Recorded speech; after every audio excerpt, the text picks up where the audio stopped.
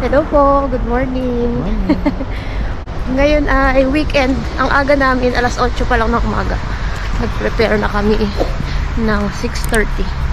Kasi pupunta kami sa city kasi brunch kami ng ilan sa mga friends namin. Pero ngayon sa vlog na to, gawin natin yung comment ng isang nanonood sa amin na sabi niya kung pwede po bang mag-vlog tayo ng yung public transport naman. Kung paano yung system ng public transport dito lang sa Sydney, kasi nandito kami sa Sydney. So ipapakita namin sa inyo sakto ngayon kasi ang dami naming sasakyan na iba-iba. So dito sa Sydney pala, yung ginagamit dito na card, kung sa Singapore ay EasyLink, ang tawag dito ay Opal card. Dito sa Sydney, sa Melbourne nung pumunta kami, iba yung tawag nila eh. Ano nga ba? Mikey. Tapos sa Brisbane, hindi natin na-try no? Nung nag-Brisbane kasi kami, nag-drive kami, hindi namin na-try yung bumiyahe. So, punta na tayo sa MRT station. So, sa aming case, araw-araw, tuwing pumapasok kami sa office, naglalakad kami simula sa bahay hanggang sa MRT station. Mga 10 minutes na. Depende sa bilis mo maglakad. Meron ng iba, yung medyo malayo sa station, nagbabas sila o kaya nagpapahatid sila. Tapos, ibababa sila doon sa drop-off point.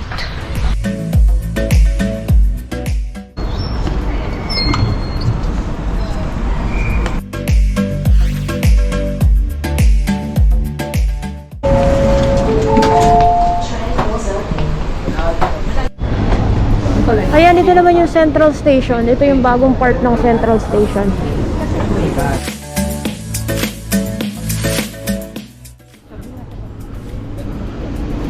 Kaya ito yung Central Station na Grand Concourse. Pwede ka lumipat sa light rail, so connected na siya. Mag-exit tayo dyan.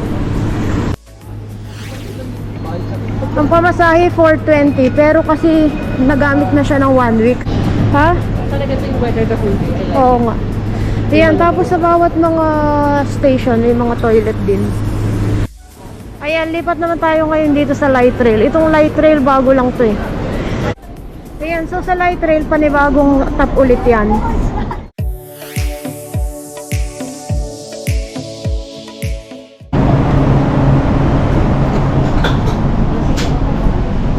Dito na lang ako.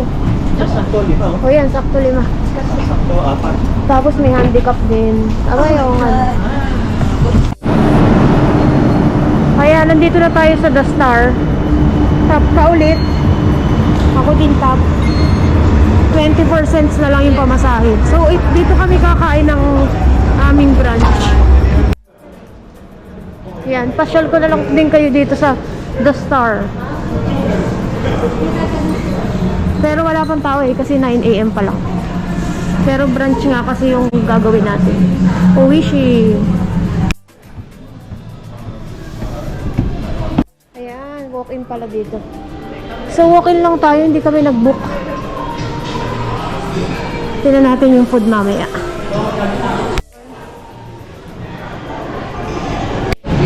Ito una. Ito yung may pondo. Merong milk chocolate tsaka white chocolate fountain at tsaka white milk chocolate. Ito mga fruits. Parang masarap yun oh. Croissant. Plum. Peach. Pear. Berry oh. Ayaw nga. Mga yogurt. O sige nga, kain lang ako. Asan yung croissant? Ayan, gusto ko yan. Ay, ham pala yan. Isa lang no. Meron ding grilled mushroom. Ay, hindi. Toasted mushroom. Uy, may egg dun oh. Dito nga muna ako sa egg. Wow, ang dami pa dun. Sobrang dami. Ito naman mga cold cuts. Donuts. Ito cold cuts. Ay, ito pala yun. May ID ito. Smoked salmon. May prata. Ay, hindi. Ito.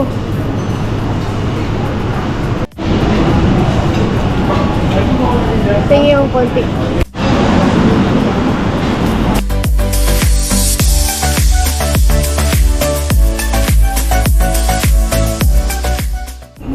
di ba? Minsan lang tayo magkaganto eh. So, we take photo. Hello, what do you wanna buy?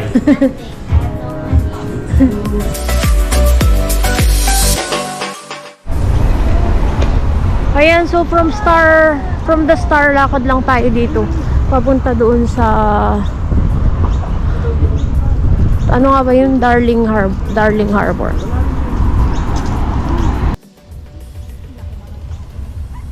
Public transport.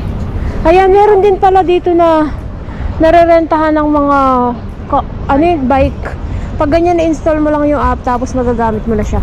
Hindi nga lang, scan mo. Pero hindi siya yung, hindi ko lang sure kung pwede siya sa lahat ng area, no? O kung dito lang sa may tourist area. Dito lang sa city. Kasi meron dito National Museum, Australia National Maritime Museum.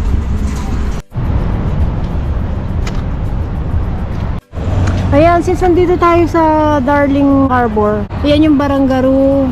Tapos, yung mga ferry na yan, pang public transport din yan. Gamit din yung Opal card mo. Pwede mong gamitin para sa pagbiyahe mo sa ibang mga areas dito.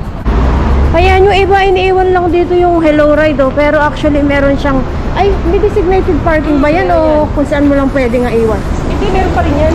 Meron, no? Okay, tabi mo sa maayos naman. Oo, hindi yung sasalpak mo na lang somewhere. Ayan, tapos yung iba dito sa city, nakasasakyan pa rin sila. Pero ang highlight natin ngayon is public transport. Ayun, may bus doon. Kung nakita nyo. Ayan, ito naman yung Martin Place Station. Ang ganda rin, oh. So, yung station na to, bagong station to ng metro. Dito. Ayan ulit, oh. Meron silang mga toilet dito. Tapos yung mga waiting area. Ito isa sa mga bagong station. Ganda, no? Pala natapos yung video namin noong nag-public transport. Sakto na yun na pumunta kami sa CBD. Pero yung pang-araw-araw namin na pagbiyahe papunta sa trabaho. From bahay, naglalakad kami papunta sa train station. Tapos, naka-train lang kami papasok at pauwi. Kasi nga, mas convenient siya. Kasi pagka nag-drive ka, ang mahal ng parking sa city. Tapos, pahirapan makahanap ng parking, di ba? Kaya, mas practical para sa amin na nagbabiyahe ka. Tapos, yung iba na malayo sa train station, nagpapahatid sila sa kanilang kamag-anak. May mga malapit na drop-off station doon sa train station. May iba naman na may dala-dala silang bike, di ba? Nagbabike sila from malayo, from lugar nila papunta doon sa train station. Ha? Sinasakay yung diba? Yung iba sinasakay nila sa train, yung iba may parkingan naman ng bike doon sa labas. Tapos babalikan na lang nila sa hapon. Yung pamasahe naman, ang gamit dito ay pwedeng cash, coins, pero mas ginagamit din yung Opal card dito sa Sydney. Yun nga, sabi ko nga, sa ibang state, hindi Opal card yung tawag.